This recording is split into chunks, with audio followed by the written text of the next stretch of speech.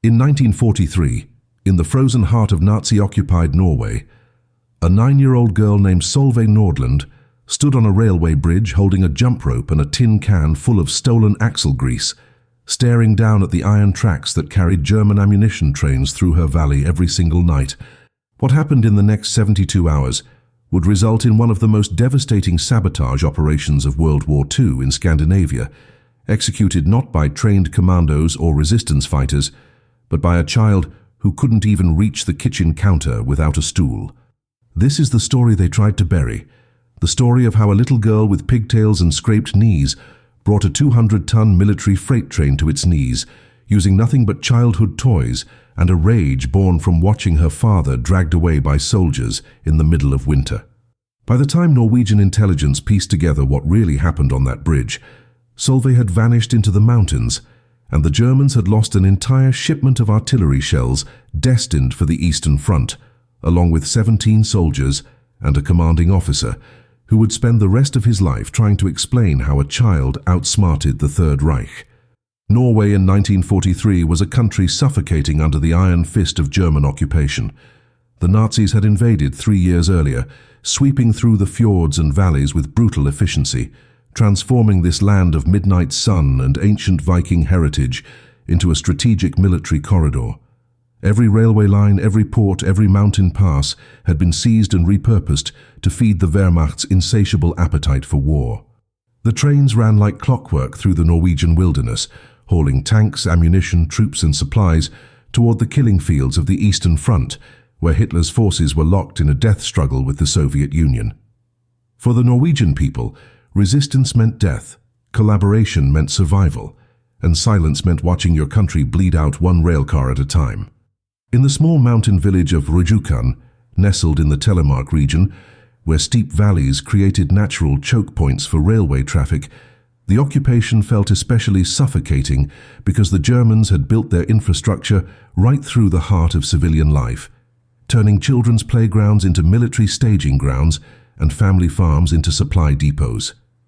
Solveig Nordland was not supposed to be a hero. She was supposed to be in school, learning mathematics and Norwegian history, playing with dolls and helping her mother prepare lutefisk for Sunday dinner. She had blonde braids that her mother tied with blue ribbons every morning, a gap-toothed smile that made the village shopkeeper give her extra candy, and a laugh that echoed through the valley when she played with her younger brother by the river. Her father, Jakob Nordland, worked as a railway engineer before the invasion, maintaining the very tracks that now carried death and destruction through his homeland. He was a quiet man, a man of precision and routine, who taught Solveig how machines worked, how metal expanded in heat and contracted in cold, how the smallest mechanical failure could cascade into catastrophic system collapse. He never imagined those bedtime lessons about physics and engineering would become the foundation of a resistance operation that would be whispered about in British intelligence briefings for decades to come. Everything changed on February 14th, 1943, when the Gestapo came for Jakob Nordland. The charges were vague, dangerous, the kind of accusations that didn't require proof in occupied territory. Someone had reported him for speaking critically of the occupation, for refusing to collaborate fully with German railway operations, for the crime of maintaining his dignity in a world designed to crush it. They dragged him from his home at 3 a.m, in front of his wife and children, his hands bound with wire, his face already bleeding from the rifle butt that had split his lip when he tried to kiss his daughter goodbye. Solveig watched from her bedroom window as they threw her father into the back of a truck like a sack of potatoes, watched as her mother collapsed in the snow, watched as the tail lights disappeared into the darkness toward the Greeny detention camp outside Oslo, a place from which very few Norwegians ever returned. In that moment, something fundamental broke inside that 9-year-old girl, something that could never be repaired, and in its place grew something cold and calculating, something that understood revenge better than any child should ever have to understand anything. The German military trains passed through Rjukan every single night at exactly 2200 hours. A parade of steel and diesel that shook the windows and rattled the dishes in every home within 2 kilometers of the tracks. Solveig had spent her entire childhood falling asleep to that sound, that rhythmic thunder that marked time more reliably than any clock. Now, lying awake in the darkness of her room, she listened differently. She counted the cars. She timed the intervals between trains. She memorized the routes, the speeds, the locations where the train slowed to navigate the curves that wrapped around the mountainside like a serpent. Her mother thought she was catatonic with grief, but Solveig was planning, calculating, remembering everything her father had taught her about railways, about metal fatigue, about friction coefficients, and the critical importance of lubrication in mechanical systems. She knew the Germans checked the tracks for explosives and sabotage every morning,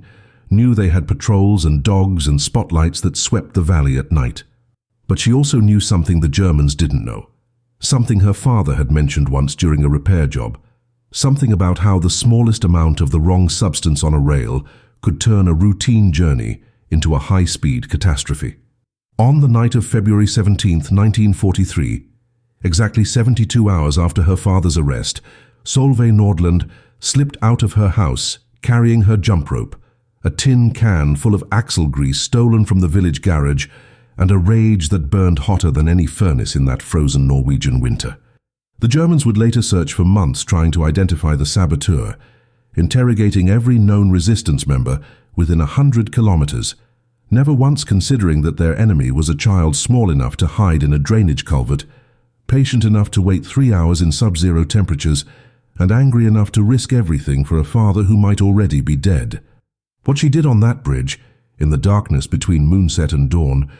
would become a classified case study in unconventional warfare, a story so improbable that British Special Operations Executive would initially dismiss Norwegian intelligence reports as exaggerated propaganda.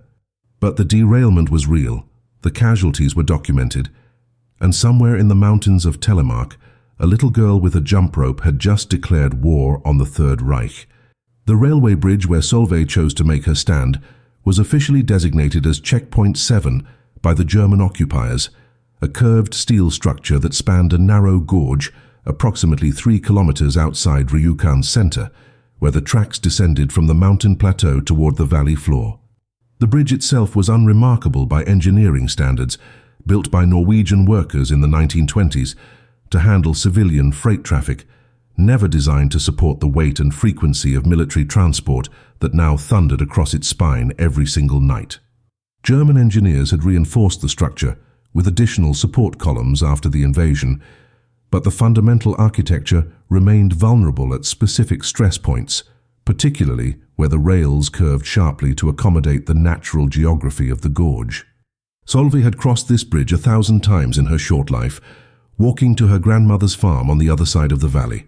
and she knew every rivet, every support beam, every place where the wind howled through the gaps in the wooden planking. More importantly, she knew that the German patrols changed shifts at 2100 hours, creating a 45-minute window where the bridge sat unwatched except for the automated searchlight that swept across the gorge every 12 minutes with mechanical precision. The occupation had transformed childhood itself into a form of resistance training. Norwegian children learned to move through their own country like ghosts, avoiding German patrols, memorizing schedules, understanding which soldiers were dangerous and which were simply tired young men far from home who wanted nothing more than to survive the war. Solveig had become particularly skilled at invisibility, a small blonde shadow who could disappear into the landscape whenever Wehrmacht trucks rolled through the village. She knew which back alleys connected to the forest paths, which cellars had false walls, which neighbors could be trusted with silence, and which collaborated with the occupiers for extra ration cards. This knowledge, accumulated through years of occupation, through whispered conversations between adults who thought children weren't listening, through careful observation of patterns and routines, had given her something more valuable than any military training could provide. She understood how the machine of occupation functioned, and she understood that machines could be broken if you knew where to apply pressure. Her plan was born from a combination of childhood observation and her father's engineering lectures. Jakob Nordland had once explained to her how trains stayed on tracks through the relationship between steel wheels and steel rails, how the wheel flanges gripped the rail edges, how lubrication was carefully controlled because too much grease in the wrong place could eliminate the friction necessary for traction and braking. He had told her this story while repairing a handcart that kept slipping on the workshop rails, explaining that grease was both essential and dangerous depending on where you applied it. Solveig remembered watching him clean the rails meticulously, remembered him saying that on a curve with speed and weight, loss of traction could mean loss of control. She remembered these words as she lay in her bed, staring at the ceiling, listening to the trains pass in the night. The Germans checked for explosives and cut cables, but they never checked for grease because grease was everywhere in a railway environment, invisible against the dark metal, indistinguishable from normal maintenance residue. The jump rope was her father's idea, though he never knew it. He had taught her about tripwires when she was 7 years old, showing her how resistance fighters might string cables across roads to catch motorcycle riders, explaining the physics of tension and sudden release. A jump rope was just a soft cable, bright blue with wooden handles, the kind every Norwegian girl owned, completely innocent if anyone found it. But stretched across a rail at the precise moment, a wheel flange passed over it. Wrapped tight and anchored properly, it could jam into the gap between wheel and rail, could create a sudden resistance point that, combined with grease-slicked rails on a curve, might be enough to push the mechanical tolerances past their breaking point. It was an insane plan, the kind of thing that would never work in a controlled environment. But in the chaos of night, with speed and weight and curve geometry all conspiring together, Solveig believed it might create just enough disruption to matter. On the afternoon of February 17th, Solveig told her mother she was going to visit her friend Astrid on the other side of the village. Instead, she walked to the garage where her father used to work, now operated by a Norwegian collaborator named Olsen, who serviced German vehicles and pretended not to notice when small amounts of supplies went missing. She waited until Olsen went inside for lunch, then slipped into the maintenance shed and found what she needed, a tin can, rusty and dented, which she filled with thick axle grease from one of the drums stacked against the wall. The grease was dark and viscous, smelling of petroleum and metal, and she sealed the can with a piece of cloth torn from her coat lining. She hid the can under her dress, the cold metal pressed against her stomach making her shiver, and walked home through the snow-covered streets like any other child returning from an afternoon of play, her jump rope hanging from her hand, blue handles clicking together with each step, innocent as Christmas morning. Solveig left her house at 20 hours and 15 minutes, exactly 45 minutes before the scheduled patrol shift change, dressed in her darkest winter coat with the tin can of grease wrapped in cloth and secured inside a small knapsack that had once carried her school books. Her mother was in the kitchen with neighbors, women who gathered each evening to share what little food they had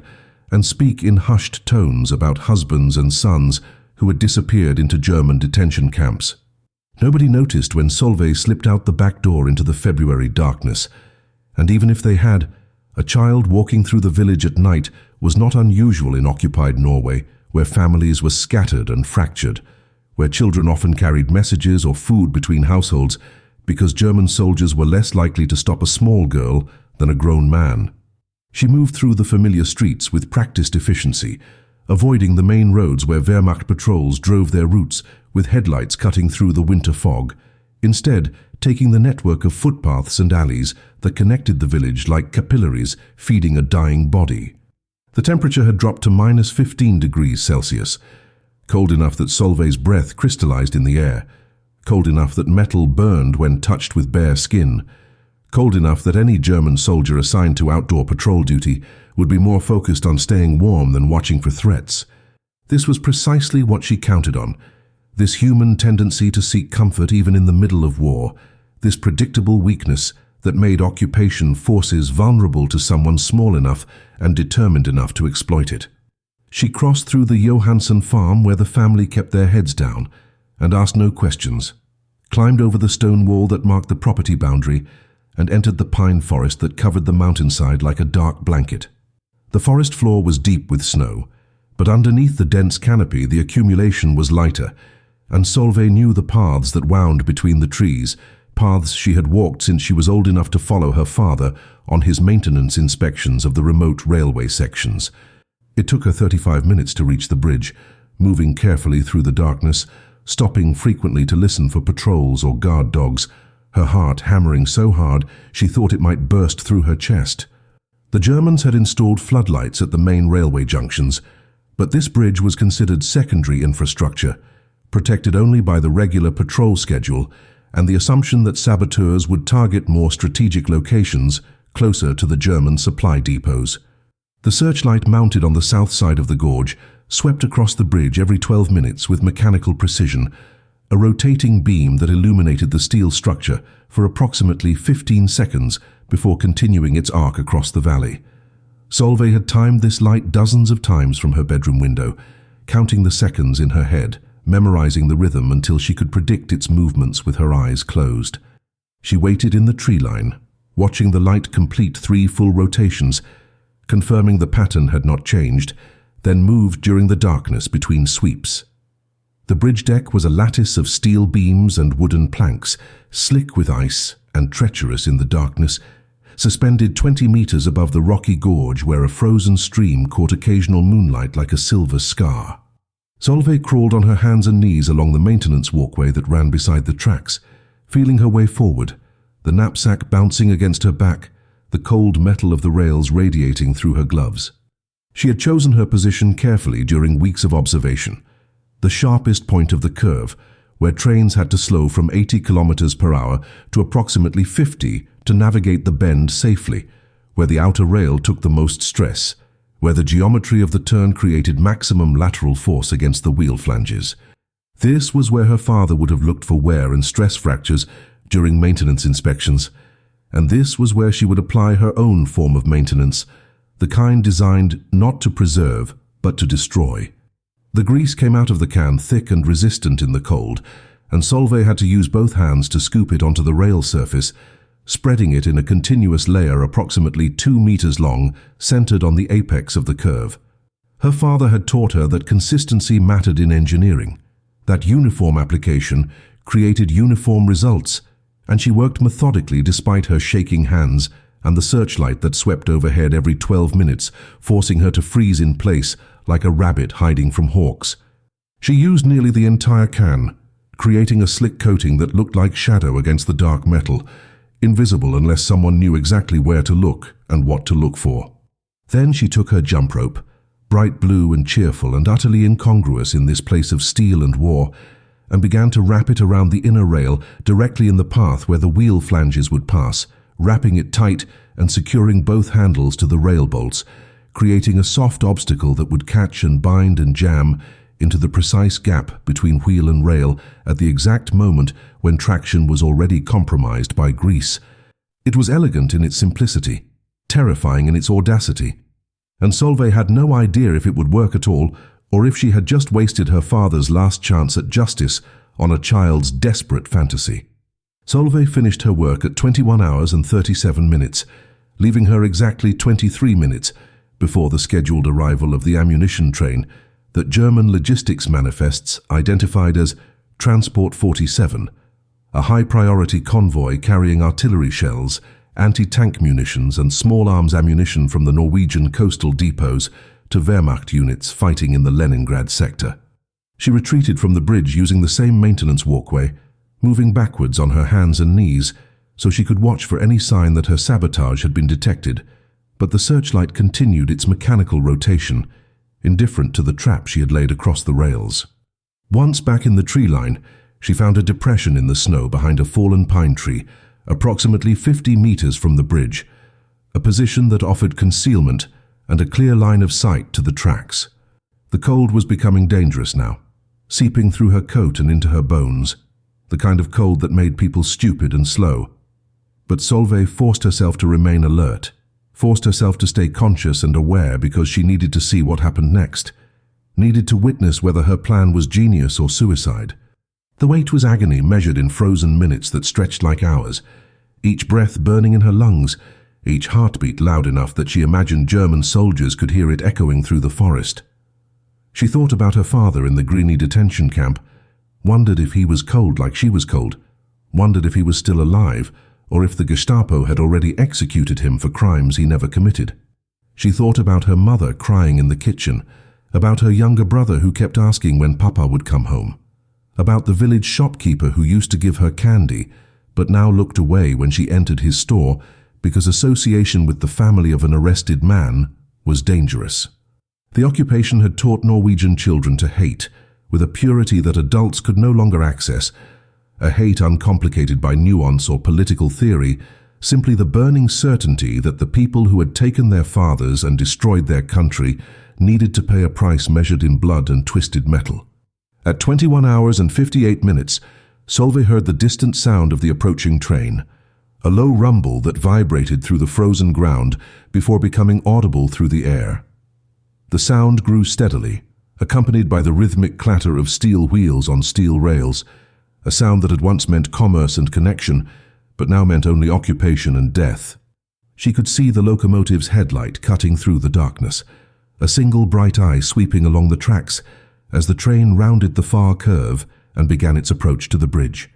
The Germans ran their ammunition trains with minimal lighting to avoid attracting attention from potential British air raids, so only the locomotive showed illumination, the freight cars behind it moving through darkness like a segmented shadow,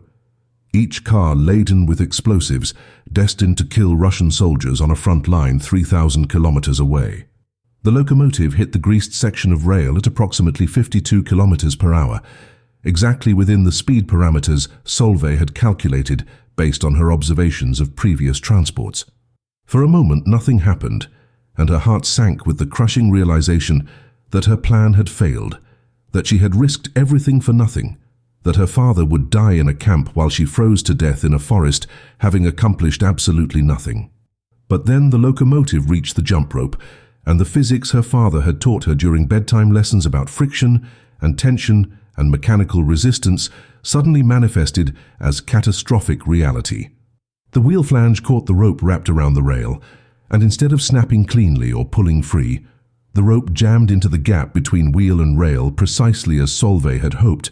creating a sudden binding point that combined with the grease-slicked surface to produce a momentary loss of traction on the outer rail at the exact apex of the curve where lateral forces were already pushing the locomotive toward its mechanical limits. What happened next unfolded in slow motion and high speed simultaneously, a cascade of mechanical failure that transformed a routine military transport into a physics demonstration of momentum and mass and the catastrophic consequences of system collapse. The locomotive's front wheels lost their guidance on the outer rail, sliding sideways on the grease layer, while the inner wheels remained locked to their track, creating a rotational torque that twisted the entire locomotive's frame. The jump rope, still wrapped around the rail and now tangled in the wheel assembly, acted like an anchor point that prevented the locomotive from self-correcting, holding it in its slide just long enough for the rear driving wheels to hit the same greased section. The engineer must have felt the loss of control immediately, because Solveig heard the screech of emergency brakes engaging, but on grease-slicked rails, the brakes only locked the wheels without stopping the momentum, and the 200-ton locomotive continued its sideways slide toward the edge of the bridge, with 23 ammunition cars pushing behind it like a steel avalanche that nothing could stop. The sound was biblical, apocalyptic, a shrieking of tortured metal and snapping support cables that echoed across the valley loud enough to wake every sleeping soul in Rjukan. And Solveig watched from her hiding place as the locomotive toppled sideways off the bridge deck, pulling the first 6 cars with it into the gorge below in a twisted chain of destruction that seemed to fall forever before finally hitting the frozen stream 20 meters B. Low with an impact that shook the ground like an earthquake, the remaining 17 freight cars, suddenly freed from the pull of the locomotive but still carrying their enormous forward momentum, began to accordion against each other in a chain reaction of collapsing couplings and buckling steel frames that transformed the orderly military convoy into a chaotic sculpture of destruction. Each car weighed approximately 30 tons when empty, but these were loaded with munitions, and as they slammed into each other with forces measured in millions of joules, the wooden crates inside began to rupture and spill their contents across the twisted wreckage. Solveig watched from her hiding place as the 4th car from the locomotive jackknifed completely, its frame snapping in half and tumbling sideways across the bridge deck, where it hung suspended over the gorge like a broken toy, artillery shells rolling out of its ruptured cargo doors and bouncing down the rocky slope with a sound like church bells in hell. The 5th and 6th cars followed the locomotive into the gorge, their descent creating a secondary impact that sent up a plume of snow and debris that caught the searchlight beam and turned the whole scene into a nightmare tableau of shadow and destruction. The explosion, when it came, was not immediate, and in those suspended seconds between derailment and detonation, Solveig experienced a moment of pure clarity where she understood that she had just crossed a threshold from which there could be no return. She was no longer a 9-year-old girl grieving for her father. She was a saboteur who had just killed German soldiers, and the occupation forces would hunt her with the same merciless efficiency they applied to all partisan activities. The first detonation came from the gorge below, where the locomotive had ruptured and spilled diesel fuel across the wreckage, and some combination of sparks and friction and the artillery shells that had tumbled down with the fallen cars created an ignition point that transformed the crash site into an inferno. The explosion was not Hollywood dramatic, not a single massive fireball, but rather a rolling series of secondary detonations as ammunition cooked off in the flames, each blast sending shrapnel screaming through the night air and lighting up the valley like daylight. Solveig pressed herself flat against the frozen ground, feeling the pressure waves wash over her hiding place, watching as the bridge itself began to collapse under the weight of the remaining cars and the structural damage from the explosion. The Germans responded with the mechanical precision that characterized all Wehrmacht operations, even in chaos and catastrophe.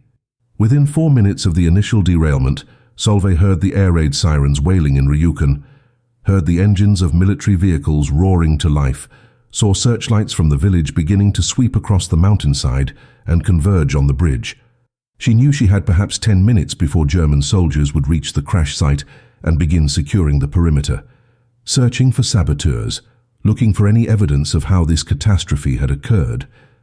The grease would have burned away in the fire, and the jump rope, if it survived at all,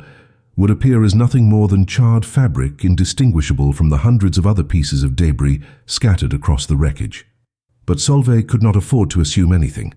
could not afford to be caught within the search radius when the Germans established their cordon around the bridge. She began crawling backwards through the snow, moving away from the crash site toward the deeper forest, her body screaming in protest from the cold and the adrenaline crash that was beginning to set in now that the immediate action was over. Behind her, the fires continued to burn, ammunition continuing to explode in irregular intervals, and she could hear voices shouting in German, officers barking orders, the sound of boots crunching through snow as soldiers deployed to secure the area. The searchlights were sweeping systematically now, covering every approach to the bridge,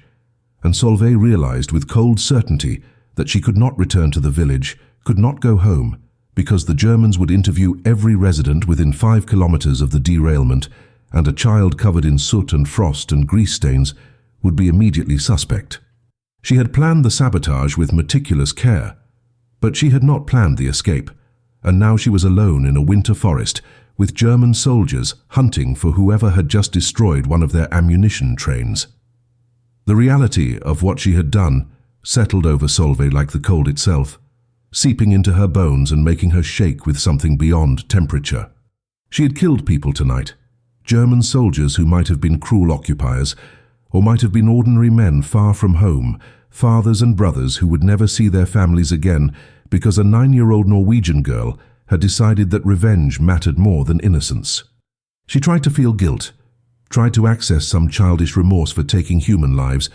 but all she felt was a cold satisfaction and the desperate need to survive long enough to find out if her father would ever know what she had done in his name. The fires behind her created flickering shadows through the forest, turning the trees into dancing silhouettes, and Solveig moved through this landscape like a ghost of herself, leaving behind the girl who had played with dolls and jump ropes, becoming something harder and colder and more dangerous than any Wehrmacht officer could possibly imagine when they began their investigation into how a 200-ton train had been defeated by grease and childhood toys. Solveig made it approximately 3 kilometers into the forest before her body began to fail, the accumulated cold and exhaustion and adrenaline crash combining into a physical shutdown that no amount of willpower could overcome. Her fingers had lost feeling 20 minutes earlier. Her feet were numb blocks of ice inside her boots, and her thinking had become sluggish and confused, the early stages of hypothermia stealing her ability to make rational decisions. She knew she was in trouble, knew that lying down in the snow meant death, but her body was demanding rest with an urgency that overrode survival instinct. Behind her, the orange glow of the burning train painted the sky, and she could still hear distant explosions as ammunition continued to cook off in the wreckage, each blast a reminder that the Germans would be scouring every meter of forest, searching for whoever had caused this catastrophe. She stumbled forward through the darkness, her hands outstretched like a blind person, until her foot caught on a buried root, and she fell face first into a snowdrift. And for several long seconds, she simply lay there, considering whether it would be easier to just close her eyes and let the cold take her. What saved Solveig's life was not heroism or determination, but pure geographical luck combined with the survival instinct of the Norwegian people who had learned to hide resources from occupiers. Her fall had brought her to the base of a rocky outcropping, where decades earlier, possibly centuries earlier, someone had built a small stone shelter, the kind of emergency refuge that shepherds and hunters scattered throughout the Norwegian wilderness for exactly this kind of situation. The shelter was barely large enough for 2 people, half buried in snow and nearly invisible in the darkness, but it blocked the wind and provided insulation from the frozen ground. Solveig crawled inside, pulling branches and snow across the entrance to conceal the opening, and curled into a ball in the corner where the stone walls met, wrapping her arms around her knees and trying to generate warmth through the simple act of making herself as small as possible. The shelter smelled of earth and old smoke and animal musk, suggesting that someone or something had used this place recently. But Solveig was beyond caring about danger, beyond caring about anything except the desperate need to stop shaking and feel warmth again. She drifted in and out of consciousness through the night, her dreams mixing with reality in ways that made it impossible to distinguish between memory and hallucination. She dreamed her father was with her in the shelter, telling her stories about the old days before the war, before the Germans, when Norway was free and children could play without fear. She dreamed she heard voices outside, German voices speaking rapid commands, and the sound of dogs barking as search teams moved through the forest. But when she forced her eyes open, there was only darkness and silence, and the distant crackle of flames. She dreamed she was back on the bridge, watching the train derail over and over in an endless loop. Except in her dreams, the locomotive had faces, and those faces were watching her with accusation and understanding as they fell into the gorge. The cold was an enemy more patient than any German soldier, working its way into her core despite the shelter, despite her attempts to stay conscious, and she felt herself sliding away into the kind of sleep that people don't wake from. Dawn arrived as a grey lightening of the darkness filtering through the gaps in her shelter entrance, and with it came the sound that would change everything, footsteps crunching through snow, approaching her hiding place with deliberate care. Solveig's eyes snapped open, her heart hammering with panic, certain that the Germans had found her, that her short career as a saboteur would end with a bullet in a forest clearing or a trip to Greeny detention camp where her father was waiting. She pressed herself against the back wall of the shelter, making herself as invisible as possible, holding her breath as the footsteps came closer. Then a voice spoke, low and careful, speaking Norwegian with the distinctive Telemark dialect that marked someone as local. The voice belonged to a man, probably middle-aged based on the timbre, and he was not calling for her to surrender, but rather making a simple statement that cut through Solveig's fear like a knife through butter. He knew what she had done, he knew she was nearby, and he was here to help her disappear before the Germans found her and killed her entire family as punishment for her sabotage. The man's name was Henrik Solberg, and he was a member of Milorg, the Norwegian underground resistance network that had been conducting quiet sabotage operations against the German occupation since 1940. Henrik had been in the forest, conducting surveillance on German patrol patterns, when he witnessed the derailment from a distance, had watched a small figure retreat from the bridge into the trees, and had spent the night tracking Solveig's path through the snow, while simultaneously avoiding the German search teams that were sweeping the area with increasing desperation. He found her by following the logical path a child would take, looking for shelter near water sources and natural formations, and when he finally located her stone refuge, he knew immediately that time was running short because the Germans had brought tracking dogs from the garrison at Notodden, and those dogs would eventually follow Solveig's scent trail directly to this location. Henrik pulled her from the shelter, barely conscious and hypothermic, wrapped her in his own coat and began carrying her deeper into the mountains toward a network of resistance safe houses that existed in a shadow world the Germans knew existed but could never quite locate or destroy. As they moved through the forest, Henrik told Solveig something that would sustain her through the brutal months ahead. The derailment had destroyed 17 freight cars loaded with ammunition destined for the Wehrmacht's spring offensive on the Eastern Front, had killed 11 German soldiers instantly, with 6 more dying from injuries over the following days, and had forced the Germans to reroute all ammunition shipments through alternate row, chaos that added weeks to their logistics timeline, a delay that would ripple through the entire Wehrmacht supply chain and contribute to failures in military operations that planners in Berlin would never connect back to a 9-year-old girl with a jump rope and a can of stolen grease. The German investigation into the derailment began within hours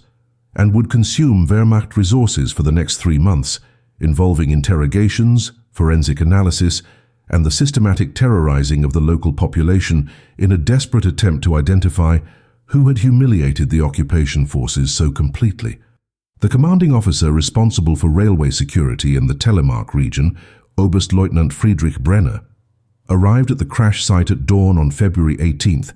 and immediately recognized that this was not mechanical failure or accidental derailment, but deliberate sabotage executed with a level of sophistication that suggested professional resistance operatives. Brenner walked the length of the destroyed bridge, examined the twisted wreckage in the gorge, and ordered his engineers to conduct metallurgical analysis of the rails and wheels to determine the cause of the loss of traction. What they found confused them profoundly. Traces of petroleum-based lubricant on the rail surface at the curve apex, consistent with axle grease but applied in quantities and patterns that made no mechanical sense, and fragments of fabric embedded in the wheel flanges that appeared to be some kind of rope or cord, burned beyond recognition but definitely present at the point of initial derailment. The fabric fragments became the center of Brenner's investigation because they represented the physical evidence that distinguished sabotage from accident, proof that someone had deliberately interfered with the train's operation. German forensic specialists examined the fragments under microscopes, determined they were cotton or hemp fibers consistent with common rope, and concluded that someone had stretched a cable or cord across the rail as a triggering mechanism for the derailment. This conclusion was simultaneously correct and completely misleading, because it led Brenner to search for resistance fighters with access to military-grade equipment, for trained saboteurs who understood railway engineering and explosive timing, for the kind of organized partisan cell that British Special Operations Executive was known to support with weapons drops and radio communications. The possibility that the saboteur might be a child with a toy never entered the calculus of German military intelligence, because it violated every assumption about how resistance operations functioned, and so Brenner focused his investigation on adult males with railway experience, particularly those with family members who had been arrested or killed by occupation forces. The reprisals began on February 20th, when Brenner ordered the arrest of every railway worker in Rijukan and the surrounding villages, approximately 47 men who were taken to the local German headquarters for interrogation. The questioning was brutal and systematic, involving techniques that left men broken and bleeding, confessing to crimes they never committed simply to make the pain stop. 3 men died during interrogation. Their bodies returned to their families with warnings that resistance activities would be met with collective punishment. Brenner also implemented a policy of hostage-taking, randomly selecting 10 civilians from Ryukin, who would be held in detention and executed if the saboteur was not identified within 30 days. These hostages included the village schoolteacher, the doctor, 2 shopkeepers and 6 farmers, all innocent of any resistance activity, all serving as human leverage to force the community to surrender whoever had destroyed the ammunition train. The village lived under this threat like a knife suspended over their collective throat, and the pressure to identify a saboteur, any saboteur, became almost unbearable. Solveig knew nothing of these reprisals because Henrik had taken her deep into the mountain wilderness, where Milorg maintained a series of hidden camps supplied by British airdrops and staffed by resistance fighters who had fled German arrest warrants. The camp where Solveig recovered was a collection of rough shelters dug into the mountainside and covered with earth and branches, invisible from the air, accessible only by paths that required knowledge of specific landmarks to navigate. She spent 3 weeks recovering from hypothermia and frostbite, losing 2 toes on her left foot to gangrene, tended by a resistance medic who had been a veterinarian before the war and who treated human injuries with the same practical efficiency he had once applied to wounded livestock. The other resistance fighters treated Solveig with a mixture of awe and discomfort, unsure how to process the fact that a child had accomplished what trained operatives had been attempting for years, a successful derailment that had caused massive German casualties and supply disruption without any resistance losses. The psychological impact of what she had done began to manifest during her recovery, emerging as nightmares that left her screaming in the darkness, as flashbacks triggered by the sound of anything mechanical, as a bone-deep certainty that she had murdered people, and that murder, even in service of resistance, had stained her in ways that could never be washed clean. Henrik sat with her during the worst nights, this grizzled resistance fighter who had killed German soldiers in ambushes and sabotage operations, and he tried to explain to a 9-year-old girl that war created impossible moral situations where survival sometimes required becoming the kind of person you never wanted to be. He told her about the hostages in Rjukan, about the interrogations and the reprisals, and he watched her face crumple with the understanding that her action had not only killed German soldiers, but had also brought suffering to innocent Norwegians who were now paying the price for her revenge. This was the education the occupation provided its children. Not mathematics or literature, but the brutal calculus of resistance, where every action carried consequences that rippled outward in ways that could never be predicted or controlled, and where the line between hero and murderer was so thin it might as well not exist at all.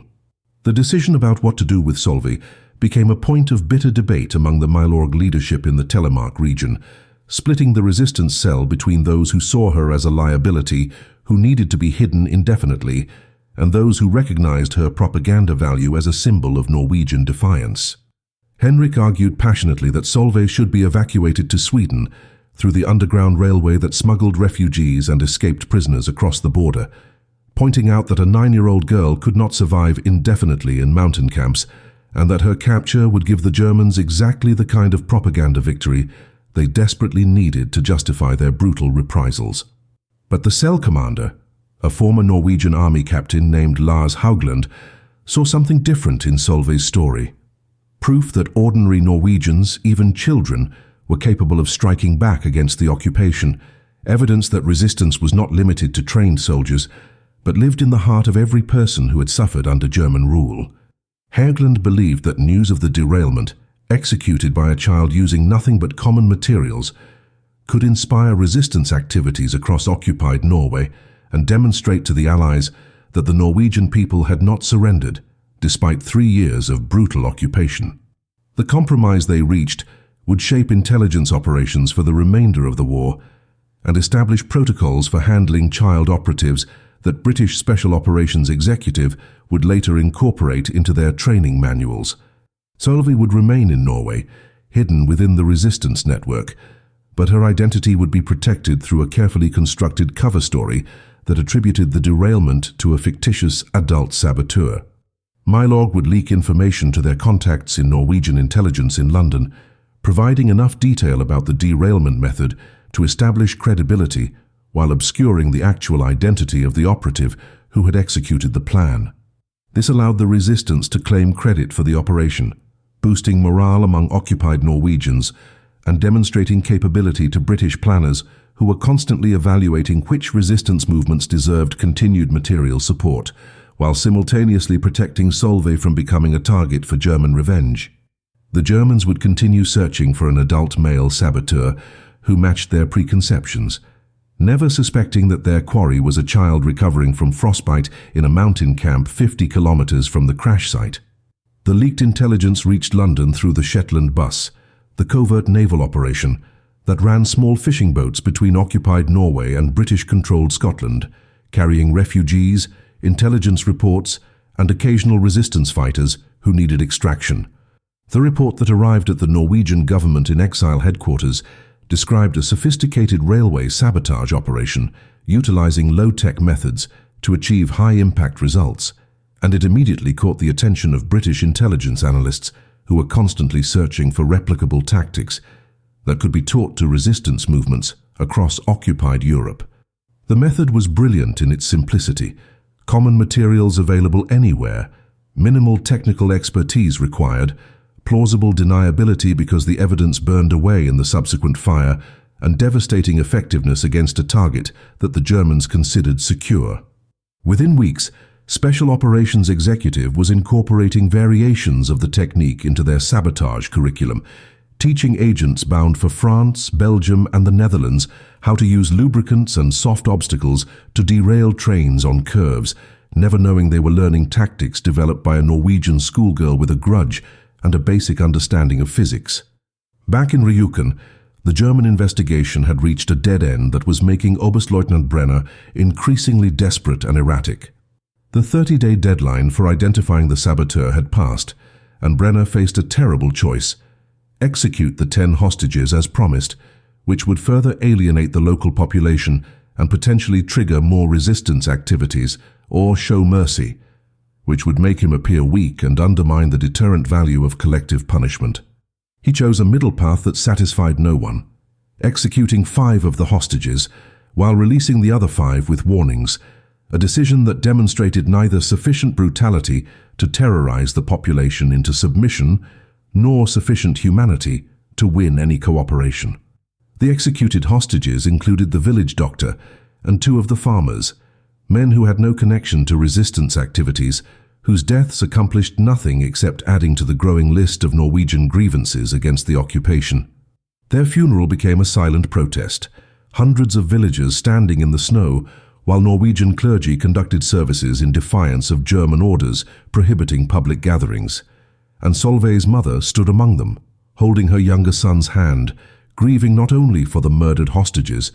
but for the daughter who had disappeared and who she assumed was either dead in the mountains or captured by the Germans and facing interrogation in Esse. Home basement cell in Oslo. The truth was simultaneously better and worse than her mother could imagine.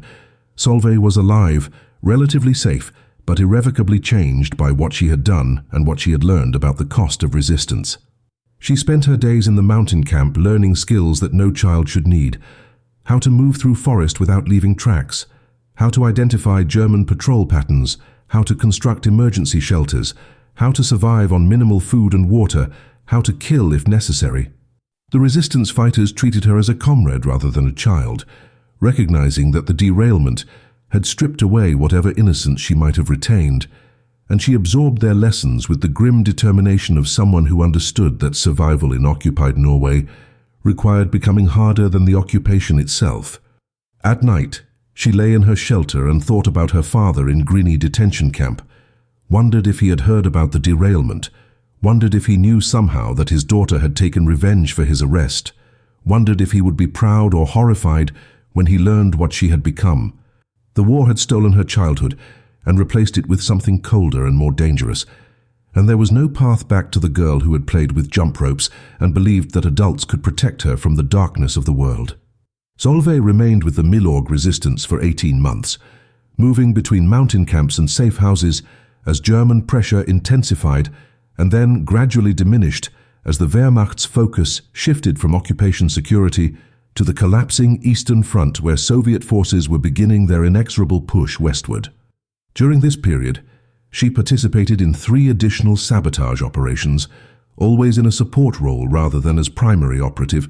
carrying supplies and messages between resistance cells while German soldiers searched for adult saboteurs and never paid attention to the small blonde girl who occasionally appeared in villages, buying food or delivering packages. The war had taught her to weaponize her own innocence, to understand that German soldiers saw children as harmless, precisely because their training and doctrine never prepared them to consider that a 9-year-old could be more dangerous than a platoon of trained infantry. She became a ghost moving through occupied Norway, known to resistance fighters by the code name Blåbær, Blueberry,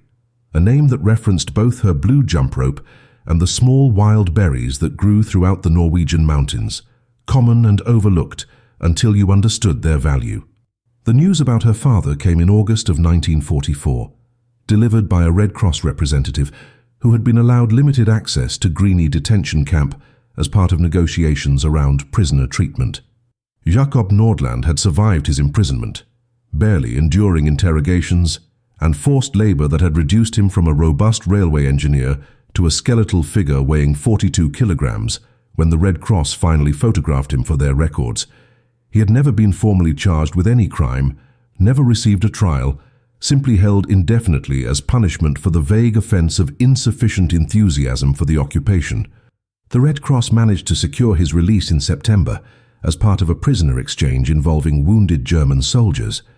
and he returned to Rjukan more dead than alive, walking with a cane and speaking in whispers because his vocal cords had been damaged during an interrogation, where he had been forced to swallow water until his lungs filled and he drowned and was revived and drowned again. His wife wept when she saw him, and his son didn't recognize the broken man who claimed to be their father, and Jakob asked immediately about Solveig, about his daughter who had disappeared the same night as the great derailment that everyone in Greeny had heard about and celebrated as proof that Norwegian resistance was real and active and dangerous.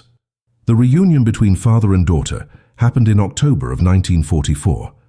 arranged by Mylog through careful coordination and security protocols in a farmhouse 50 kilometers from Rjukan, where Jakob was brought under the pretense of receiving medical treatment from a rural doctor. Solveig had grown taller during her time in the mountains. Her face had become leaner and harder. Her eyes had acquired the 1,000-yard stare of someone who had seen too much violence. But when she saw her father sitting in the farmhouse kitchen, still gaunt from his imprisonment but alive and free, something inside her broke and she ran to him like the child she had been before the war took everything. Jakob held his daughter and felt her body shaking with sobs, and Henrik Solberg, who had accompanied Solveig to the meeting, watched this grizzled railway engineer slowly piece together the truth about who had derailed the ammunition train and why. Watched the progression of emotions across Jakob's face as he moved from confusion to disbelief to horror to something that might have been pride mixed with unbearable grief. Henrik confirmed what Jakob had already begun to suspect, explaining in quiet detail how Solveig had applied the engineering lessons her father had taught her, how she had used grease and a jump rope to accomplish what trained saboteurs had failed to achieve, how her action had killed 17 German soldiers and disrupted Wehrmacht logistics for months, and how that same action had triggered reprisals that had killed innocent Norwegians and Fau. Kari's daughter to become a fugitive, living in mountain camps with resistance fighters who treated her like a soldier rather than a child. Jakob listened to this recounting with his head in his hands, and when Henrik finished speaking, the engineer looked at his daughter with eyes that held more pain than any torture the Gestapo had inflicted. He told her that he understood why she had done it, that he did not blame her for trying to avenge his arrest, but he also told her something that would haunt Solveig for the rest of her life. That revenge was not justice, that killing in the name of love was still killing, and that the war had stolen something from her that could never be recovered, no matter how many Germans died or how complete the Allied victory might be. He told her that he had survived Greeny by holding on to the memory of his daughter's innocence, the image of her laughing and playing, and now that memory was gone, replaced by the reality of a child soldier who knew how to sabotage trains and evade patrols and live with the weight of death she had caused. The war would end eventually, Jakob said. But what happened after war, when soldiers had to become civilians again and killers had to become neighbors? That was the harder challenge, and he feared for what peace would mean for a daughter who had learned to measure her worth in destroyed equipment and enemy casualties. The conversation lasted 3 hours, and by the end of it both father and daughter understood that the derailment had created a permanent divide between who they had been before and who they were forced to become after. Jakob returned to Rjukan to continue his slow recovery, and Solveig returned to the mountains to continue her work with the resistance. But something fundamental had shifted in her understanding of what she had done. The derailment was no longer a story of heroic revenge, but rather a case study in the impossible moral calculations that war imposed on everyone it touched, where the right action and the wrong action occupied the same space, and the only certainty was that there would be consequences no one could predict or control. Henrik watched her return to camp that night, this 10-year-old girl who moved like a soldier and thought like a tactician, and he wondered what kind of Norway would exist after liberation. What kind of society could reintegrate children who had been turned into weapons? Whether the peace they were all fighting for would be worth the cost of the innocence they had sacrificed to achieve it. These were questions without answers, problems that would only become apparent years later when the war ended and the survivors tried to remember who they had been before the occupation taught them that sometimes the only difference between a hero and a monster was which side you were standing on when the shooting started.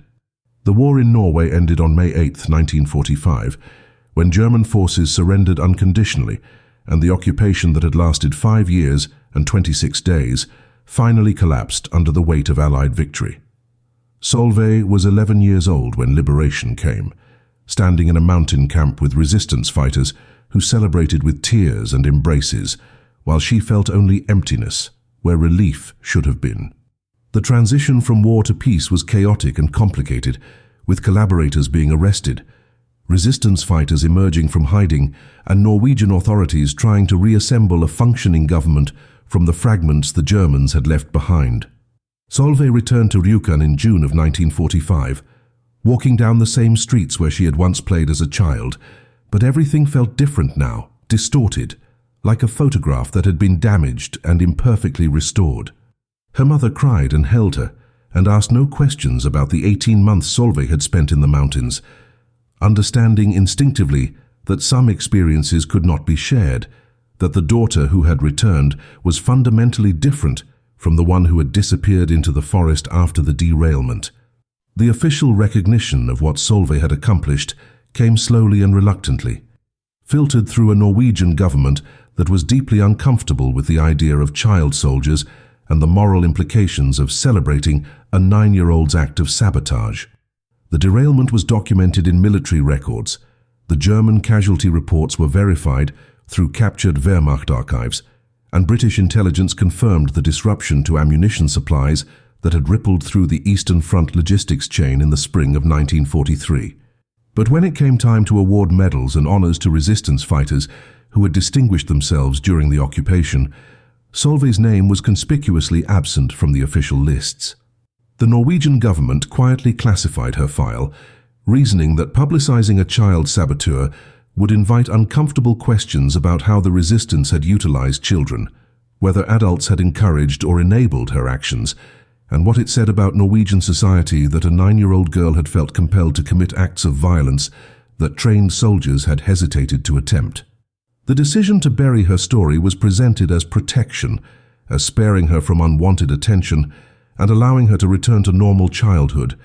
But Solveig understood it for what it really was: institutional embarrassment at a reminder that the occupation had been so brutal and so total that even children had been forced to become warriors. Solveig Nordland lived the rest of her life in relative obscurity, never speaking publicly about the derailment, never seeking recognition or compensation for her wartime service. She finished her education, married a fisherman from the coastal town of Ålesund, raised 3 children who knew only fragments of their mother's history, and worked as a schoolteacher for 37 years, teaching Norwegian children mathematics and history while carefully avoiding the chapter about resistance operations during the occupation. Her father, Jakob, died in 1958, his health never fully recovering from his time in Grini, and at his funeral, Solveig stood by the grave thinking about the jump rope and the can of grease and the night she had tried to save him by destroying a train. Henrik Solberg, the resistance fighter who had saved her life and become something like a mentor during her time in the mountains, maintained contact with her throughout the decades, visiting occasionally to check on her well-being and to remind her that what she had done mattered, that the derailment had saved lives on the Eastern Front by delaying German ammunition shipments, that her action had demonstrated Norwegian resistance capabilities at a critical moment when Allied planners were deciding which occupied countries deserved continued support. The story might have died with Solveig, except for a chance discovery in 1992, when a Norwegian military historian researching resistance operations in Telemark stumbled across classified files that had been declassified as part of routine archival processing. The historian, a woman named Ingrid Larsen, found references to Operation Blaubeer, found Henrik Solberg's after-action reports describing the derailment in technical detail, found correspondence between Milorg and London discussing the propaganda value of the operation, and eventually found Solveig herself, then 74 years old and living in a retirement community in Bergen. Larsen conducted interviews over a period of 6 months, coaxing the story out of Solveig piece by piece, watching this elderly woman struggle with memories she had spent 5 decades trying to forget. The resulting book, published in 1994 under the title The Girl Who Fought with Toys, became a minor sensation in Norway, prompting debates about child soldiers, about the moral complexity of resistance operations, about whether celebrating such actions glorified violence or honored sacrifice. Solveig gave exactly 1 interview to Norwegian television, appearing on screen as a white-haired woman with steady hands and sad eyes, explaining to a generation that had never known occupation that sometimes children had to make impossible choices, that war destroyed innocence before it destroyed anything else, and that the real cost of resistance was not measured in destroyed trains or dead soldiers, but in the parts of yourself you had to kill. To survive. Solveig Nordland died in 2003 at the age of 69 from complications related to pneumonia, surrounded by her children and grandchildren who had finally learned the full story of what their mother and grandmother had done during the darkest days of the occupation. She was buried in Ryuken, not far from the rebuilt bridge where she had executed her impossible act of sabotage 60 years earlier, and her grave marker contains no mention of resistance activities or wartime heroism, simply her name and dates and the phrase she had requested: a daughter of Norway who did what was necessary.